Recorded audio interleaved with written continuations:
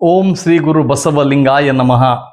ಎನ್ನ ವಾಮಕ್ಷೇಮ ನಿಮ್ಮದಯ್ಯ, ಎನ್ನ ಹಾನಿ ವೃದ್ಧಿ ನಿಮ್ಮದಯ್ಯ, ಎನ್ನ ಮಾನ ಅಪಮಾನವೂ ನಿಮ್ಮದಯ್ಯ, ಬಳ್ಳಿಗೆ ಕಾಯಿ ದಿಮ್ಮಿತ್ತೆ ಕೂಡಲ ಸಂಗಮ ದೇವ.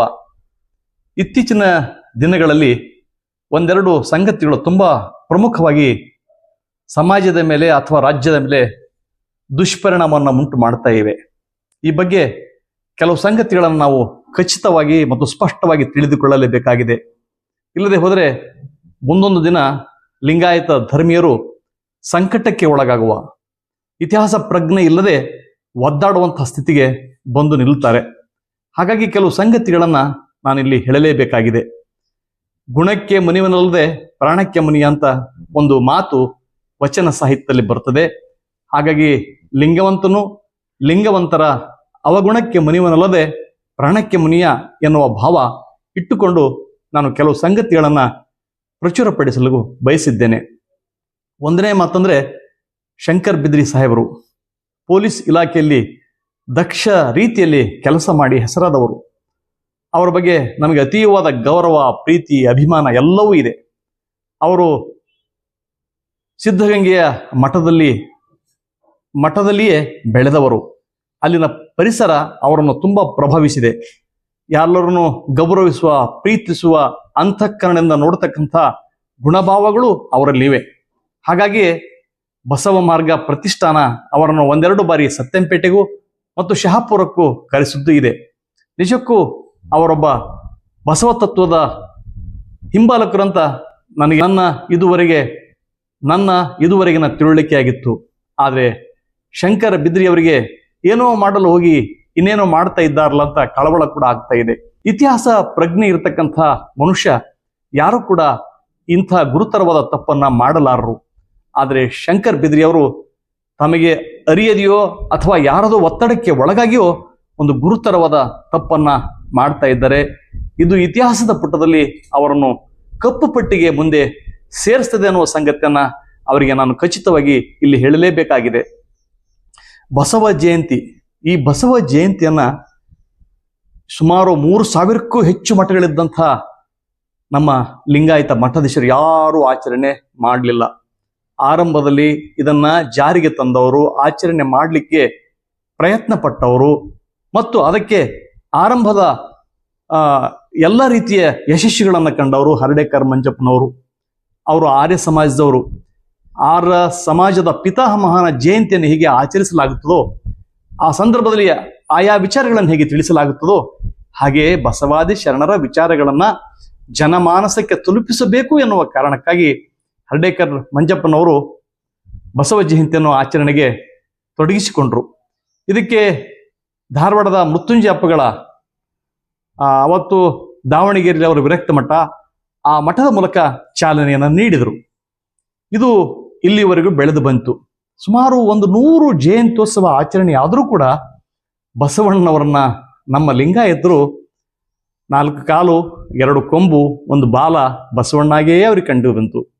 ತೀರಾ ಇತ್ತೀಚೆಗೆ ಮಾತ್ರ ಬಸವಣ್ಣ ಅಂತ ಒಬ್ಬ ವ್ಯಕ್ತಿ ಇದ್ದ ಅಂತ ಜನಗಳಿಗೆ ಗೊತ್ತಾಗ್ತಿದೆ. ಅದಕ್ಕೆ ಕಾರಣ ಅಂದ್ರೆ ಮಾತಾಜಿ ಮತ್ತು ಲಿಂಗಾನಂದ ಅಪ್ಪಗಳು. ಇವರು ಹಳ್ಳಿಗೆ ಹೋಗಿ, ಮನೆಗಳೇ ಹೋಗಿ, ಮನಕ್ಕೆ ಮುಟ್ಟಿ ಅಲ್ಲಿ ಬಸವ ಕ್ರಾಂತಿಯನ್ನು ಉಂಟು ಮಾಡಿದ್ರು. ಈ ಪ್ರಜ್ಞೆಯ ಕಾರಣಕ್ಕಾಗಿಯೇ ಜನ ಈಗ ಕರ್ನಾಟಕದಲ್ಲಿ ಬಸವಣ್ಣ ಅಂದ್ರೆ ಕೇವಲ ಎತ್ತಲ್ಲ, ಎಲ್ಲರನ್ನು ಎತ್ತಿ ಹಿಡಿದಾತ ಬಸವಣ್ಣ ಅಂತಕ್ಕಂಥ ಒಂದು ತಿಳುವಳಿಕೆ, ಅರಿವು ಬರ್ತಾ ಇದೆ.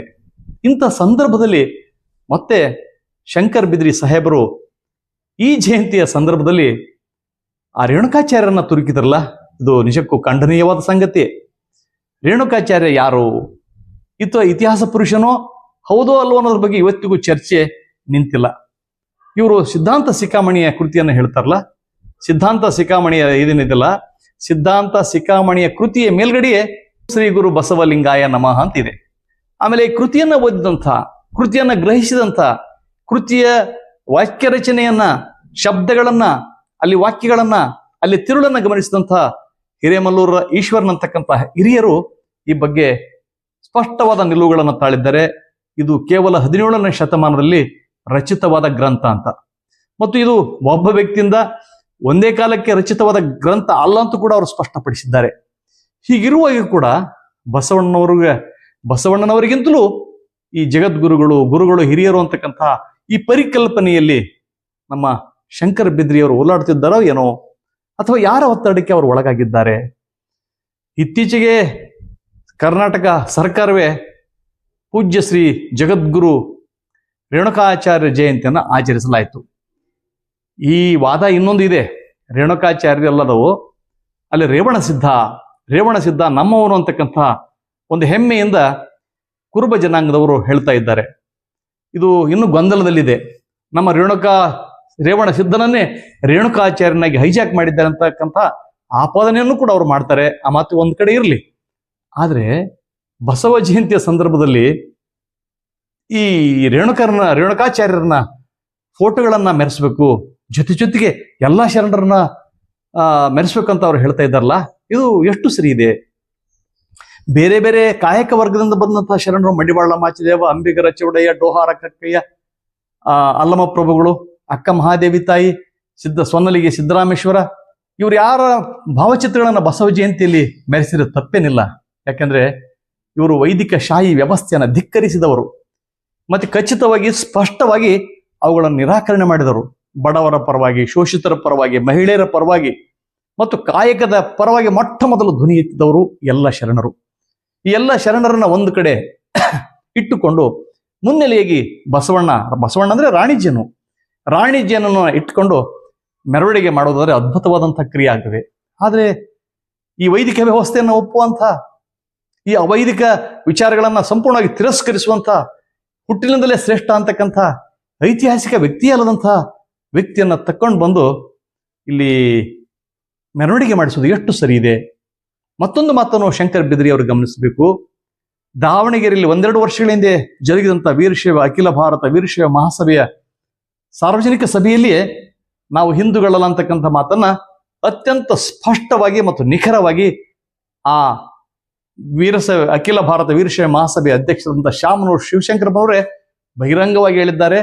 ಅದು ಲಿಖಿತ ರೂಪದಲ್ಲಿ ಕೂಡ ಇದೆ.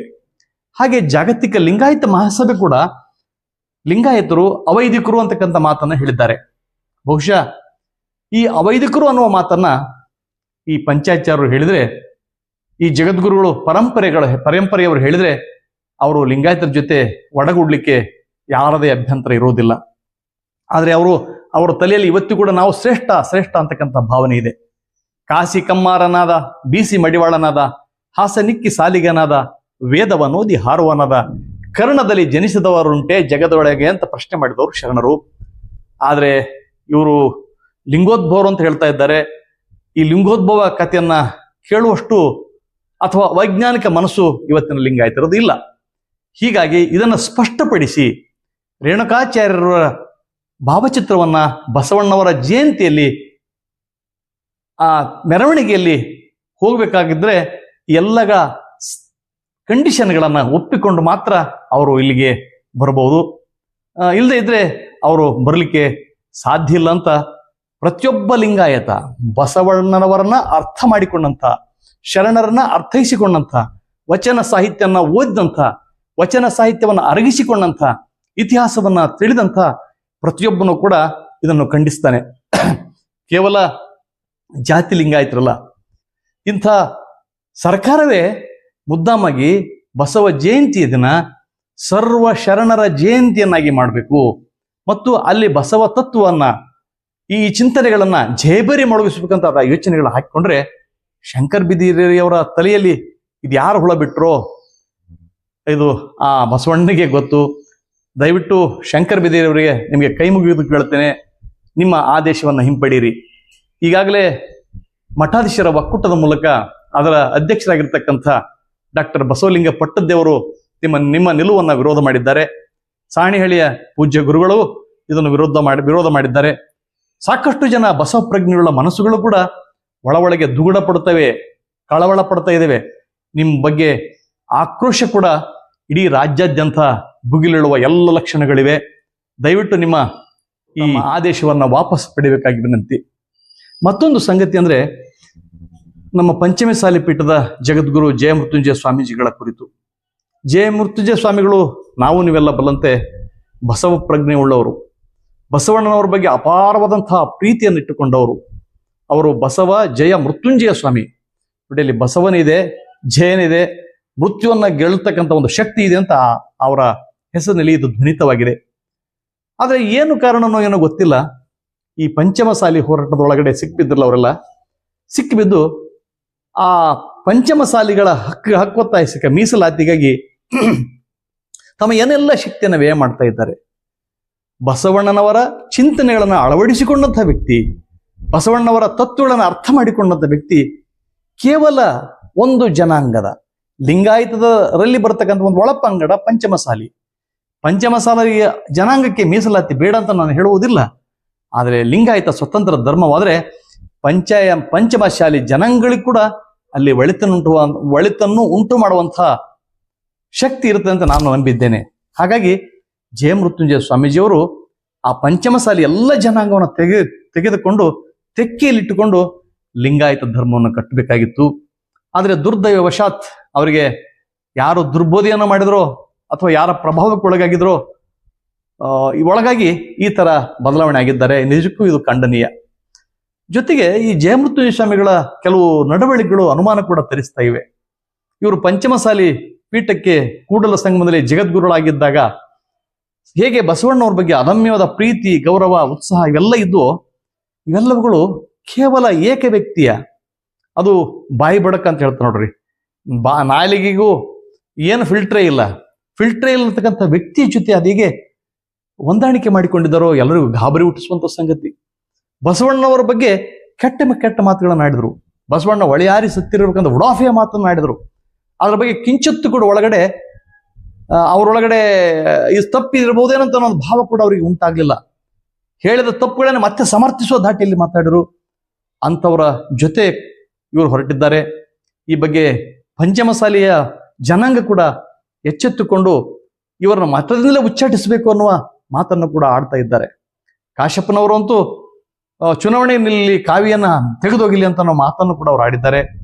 ನಿಜಕ್ಕೂ ಪಂಚಮಸಾಲಿ ಜಗದ್ಗುರುಗಳೇ, ಜಯಮೃತ್ಯುಂಜಯ ಸ್ವಾಮಿಗಳೇ, ನಿಮ್ಮಲ್ಲಿ ವಿನಮ್ರವಾಗಿ ವಿನಂತಿಸಿಕೊಳ್ಳುತ್ತೇನೆ, ದಯವಿಟ್ಟು ರಾಜಕೀಯವನ್ನು ಬಿಡಿ. ಬಿಜೆಪಿ, ಕಾಂಗ್ರೆಸ್ಸು, ದಳ ಇತ್ಯಾದಿಗಳ ಬಿಟ್ಟು ಬಸವ ಪಕ್ಷವನ್ನ ನೀವು ಸೇರ್ರಿ. ಹಿಂದೆ ನಿಮಗೆ ಹೇಗೆ ಶಕ್ತಿ ಇತ್ತೋ ಆ ಶಕ್ತಿಯನ್ನು ತುಂಬಲಿಕ್ಕೆ ಎಲ್ಲಾ ಜನಾಂಗದವರು ಸಿದ್ಧರಾಗಿದ್ದಾರೆ. ಕನಿಷ್ಠ ಪಕ್ಷ ಬಸವ ಜಯಂತಿಯ ದಿನದಂದು ಒಂದು ದೃಢವಾದ ನಿರ್ಧಾರವನ್ನು ತಕ್ಕೊಳ್ಳಿ. ಇಡೀ ರಾಜ್ಯದ ತುಂಬ ಓಡಾಡಿ ಬಸವ ತತ್ವವನ್ನು ಪ್ರಸಾರ ಮಾಡಿ. ಬಸವ ತತ್ವವನ್ನು ಪ್ರಸಾರ ಮಾಡಿದ್ರೆ ನೀವು ನಿಜಕ್ಕೂ ಸ್ಮರಣೀಯ ವ್ಯಕ್ತಿಗಳ ಸಾಲಿನಲ್ಲಿ ಸೇರ್ತೀರಿ ಅಂತ ಹೇಳ್ತಾ, ಇದುವರೆಗೆ ನನ್ನೊಂದಿಗೆ ಬಂದ ನಿಮ್ಮೆಲ್ಲರಿಗೂ ಗೌರವದ ಪ್ರೀತಿಯ ಶರಣಾರ್ಥಿಗಳು. ನಿಮ್ಮ ವಿಶ್ವಾರಾಧ್ಯ ಸತ್ಯಂಪೇಟೆ.